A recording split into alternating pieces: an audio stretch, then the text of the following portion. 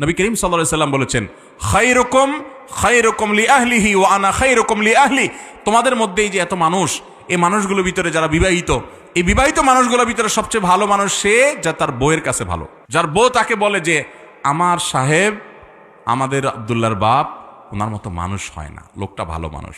এই সার্টিফিকেট কয়জন বিবাহিত বউয়ের কাছে আদায় করতে পারবেন বলেন দেখি, বুকে হাত দিয়া বলতে পারবেন? বাসায় যে আজকে জিজ্ঞাসা করেন যে আব্দুল্লাহর মা, হুজুরে বলছে যে বউর কাছে ভালো, সে নাকি আসলেই ভালো, আল্লাহর কাছেও ভালো, আমি মানুষটা কেমন একটু বলো তো। দেখবেন বেশিরভাগ আব্দুল্লাহর মারা ফিক করে হেসে দিছে।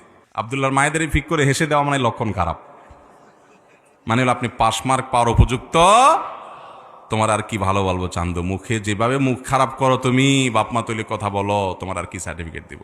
স্ত্রীদের সাথে ভালো আচরণ করবো তো ইনশাআল্লাহ। ইমানদার কখনো বউয়ের সাথে খারাপ আচরণ করবে? পৃথিবীর একজন মানুষ ভুল করবে না কিন্তু মাপ চাবে, ছোট হবে, তার নাম স্বামী। কারণ মেয়েরা, নবী রাসূলুল্লাহ সাল্লাল্লাহু আলাইহি ওয়াসাল্লাম বলেছেন, তাদেরকে বাঁকা হাড় থেকে তৈরি করা হয়েছে, বেশি সোজা করতে যাবা ভেঙে যাবে। সব জায়গায় পোদ্দারি করবেন। আমি সবসময় বলি বাসা একটু বিড়াল হয়ে থাকবেন, বিড়াল হয়ে একটু বোকা হয়ে থাকবেন।